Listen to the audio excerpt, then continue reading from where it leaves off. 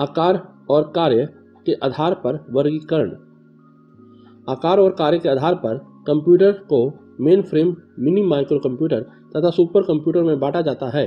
Personal computer notebook, tablet, laptop, workstation तथा पॉमटॉप आदि micro computer के विभिन्न रूप हैं।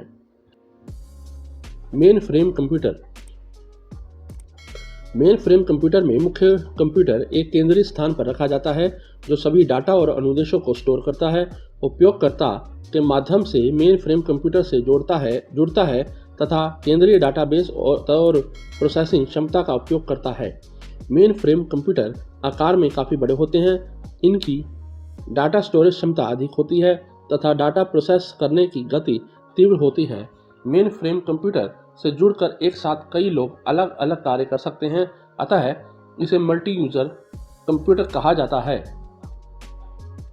इसमें ऑनलाइन रहकर बड़ी मात्रा में डाटा प्रोसेसिंग किया जा सकता है। मेन फ्रेम कंप्यूटर में 2 या अधिक माइक्रो प्रोसेसर को एक साथ जोड़कर प्रोसेसिंग क्षमता बढ़ाई जाती है। इनमें सामान्यतः 32 या 64 बिट माइक्रो प्रोसेसर का प्रयोग किया जाता है। मेन फ्रेम कंप्यूटर में टाइम शेयरिंग तथा मल्टी प्रोग्रामिंग ऑपरेटिंग सिस्टम का प्रयोग किया जाता है। उपयोग। मेन फ्रेम कंप्यूटर का उपयोग बड़ी कंपनियों, बैंक, रेलवे, आरक्षण, रक्षा अनुसंधान, अंतरिक्ष विज्ञान आदि के क्षेत्र में किया जाता है। Mini computer. ये आकार में मेन फ्रेम कंप्यूटर से छोटे जबकि माइक्रो कंप्यूटर से बड़े होते हैं। इसका आविष्कार 1965 में DEC नामक कंपनी ने किया। इसमें एक से अधिक माइक्रो प्रोसेसर का प्रयोग किया जाता है। इसकी संग्रहण क्षमता और गति अधिक होती है। इस पर कई व्यक्ति एक साथ काम कर सकते हैं, अतः संसाधनों का साझा उपयोग होता है। उपयोग। यात्री आरक्षण, बड़े ऑफिस, कंपनी, अनुसंधान आदि में। Embedded computer. किसी उपकरण जैसे television, washing machine, microwave, car आदि से जुड़ा छोटा कंप्यूटर जिसे किसी विशेष कार्य के लिए तैयार किया जाता है।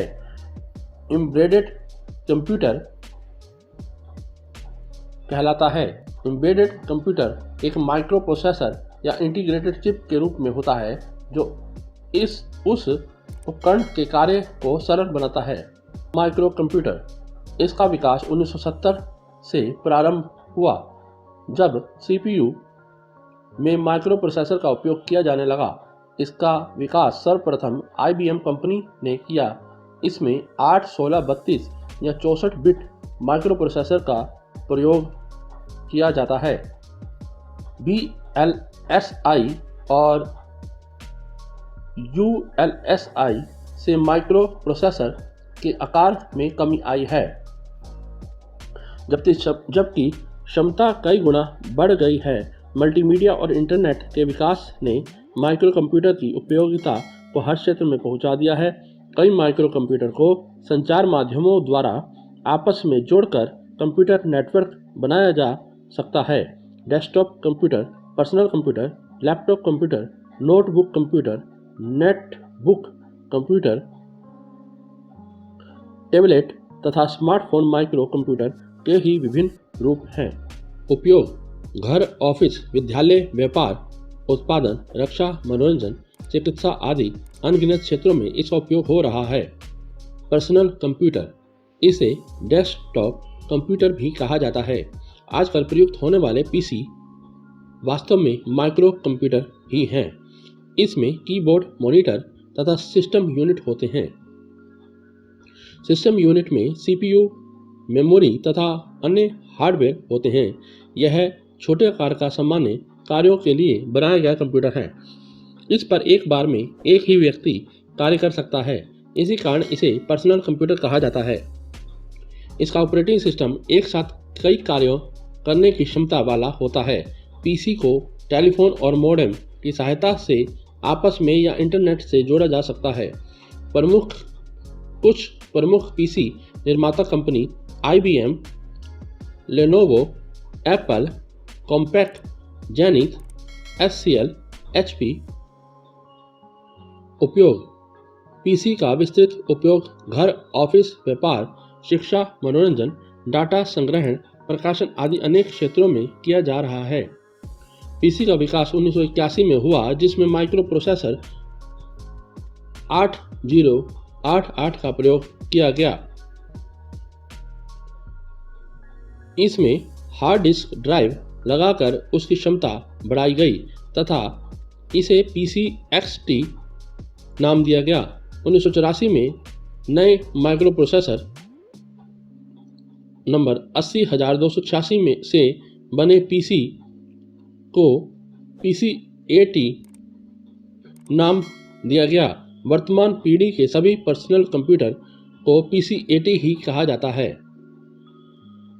वर्कस्टेशन यह एक शक्तिशाली पीसी है जो अधिक प्रोसेसिंग क्षमता, विशाल भंडारण और बेहतर डिस्प्ले को ध्यान में रखकर बनाया जाता है। इस पर एक बार में एक ही व्यक्ति कार्य कर सकता है। उपयोग। वैज्ञानिक, इंजीनियरिंग, भवन निर्माण आदि क्षेत्रों में वास्तविक परिस्थितियों को उत्पन्न कर उनका अध्ययन करने के लिए। नोटबुक कंप्यूटर या लैपटॉप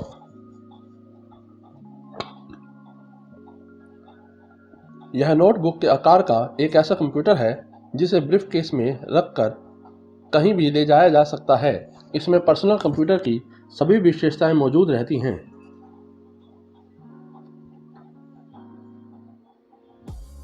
चूंकि इसका उपयोग गोद पर रखकर किया जाता है, अतः इसे लैपटॉप कंप्यूटर भी कहते हैं।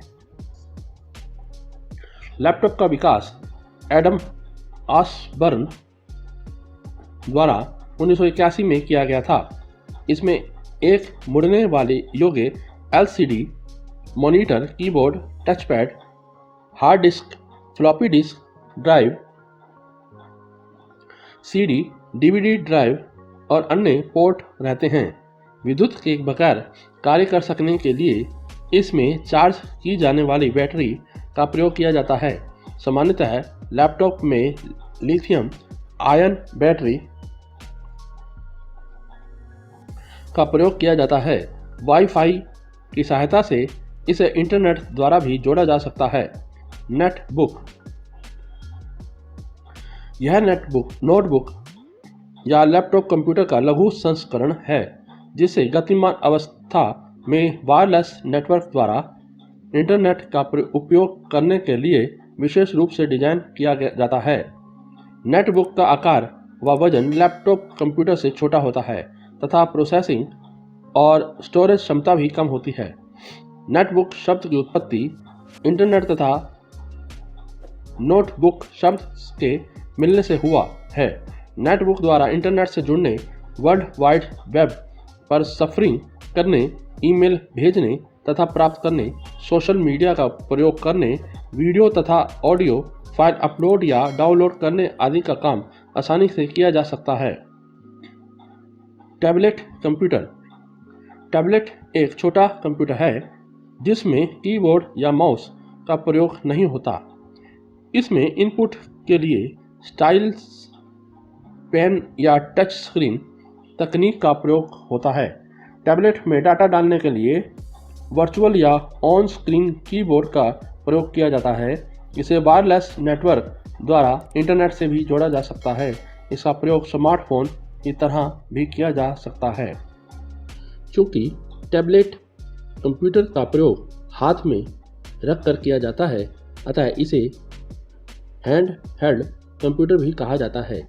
एप्पल कंपनी का आईपैड टैबलेट कंप्यूटर का एक उदाहरण है। पॉम टॉप यह बहुत ही छोटा कंप्यूटर है जिसे हाथ में रखकर कार्य किया जा सकता है। इसे मिनी लैपटॉप भी कहा जा सकता है। कीबोर्ड की जगह इसमें आवाज़ द्वारा इनपुट का कार्य लिया जाता है।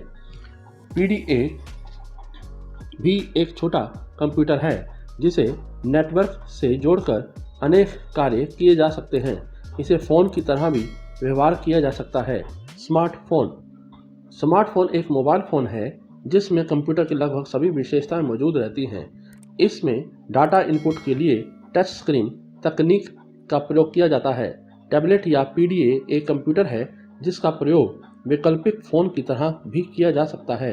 दूसरी तरफ स्मार्टफ़ोन मुख्यतः एक फ़ोन है जिसका प्रयोग कंप्यूटर प्रोसेसिंग के कुछ समय कार्यों तथा इंटरनेट का प्रयोग करने के लिए किया जा सकता है। स्मार्टफ़ोन का उपयोग एक हाथ से किया जा सकता है, जबकि टैबलेट या पीडीए को दोनों हाथों से चलाना पड़ता है। स्मार्टफ़ोन, टैबलेट तथा पीडीए हैंड हेल्ड डिवाइस कहलाता है।